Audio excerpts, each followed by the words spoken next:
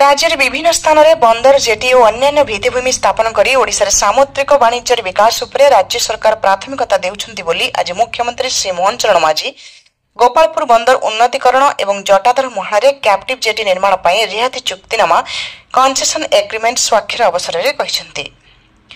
सूचनायोग्य जगतसिंहपुर जिला एरसमा तहसिल अंतर्गत जटाधर मुहाणा एक कैप्टिव जेटी निर्माण पर जेएसडब्ल्यू उत्कल स्टील लिमिटेड सहित राज्य सरकार रिहाती चुक्तिनामा स्वाक्षर होइछि। 52 मिलियन मेट्रिक टन पण्य परिवहन क्षमता विशिष्ट यह जेटी स्थापन निमंते प्रारंभिक स्तर में 2100 कोटी टंका निवेश कराजिवो एवं यह माध्यम 3450 प्रत्यक्ष और परोक्ष नियुक्ति सृष्टि हेबो। सेहिभଳି 16554 कोटी टंका निवेश रे गोपालपुर बंदरर संप्रसारण एवं उन्नतीकरण कार्य पर गोपालपुर पोर्ट्स लिमिटेड एवं ओडिशा सरकार मध्य रिहाती चुक्तिनामा स्वाक्षर होइछि।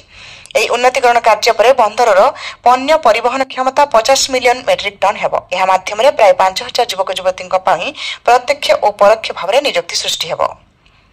JSW Utkal steel limited president Shri Anil Kumar Singh एवं Gopalpur ports limited business head Shri Sandeep Jaiswal एवं ओडिशा सरकार पक्षर बंदर निर्देशक श्री पद्मलोचन राउत मध्य मुख्यमंत्री उपस्थित में रिहाती चुक्तिनामा स्वाक्षर होता।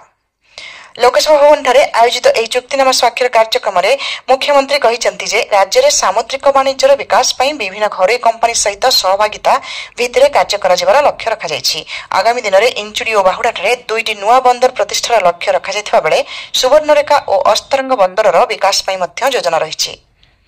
से पुणी कहते जे गोपालपुर बंदर लिमिटेड आदानी पोर्ट्स एवं जेएसडब्ल्यू स्टील उभय बंदर विकास और इस्पात उत्पादन क्षेत्र में समग्र विश्व में ख्याति रही।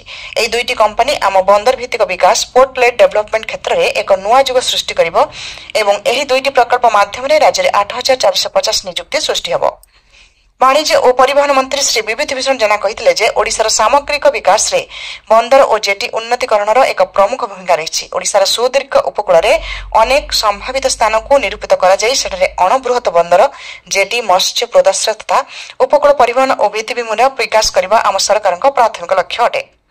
यह कार्यक्रम में मत्स्य और प्राणी संपद विकास मंत्री श्री गोकुलानंद मल्लिक, मुख्य शासन सचिव श्री मनोज आहूजा, उन्नयन कमिशनर श्रीमती अनु गर्ग, शिल्प विभाग अतिरिक्त मुख्य शासन सचिव श्री हेमंत शर्मा एवं जेएसडब्ल्यू उत्कल स्टील और गोपालपुर पोर्ट्स लिमिटेड अधिकारी माने उपस्थित थे। वाणिज्य और परिवहन विभाग प्रमुख शासन सचिव श्रीमती उषा पाड़ी कार्यक्रम में समस्त स्वागत करते एवं अतिरिक्त सचिव श्री विधान राय धन्यवाद अर्पण करते। समृद्ध ओडिशारू रजत महापात्रଙ୍କ रिपोर्ट।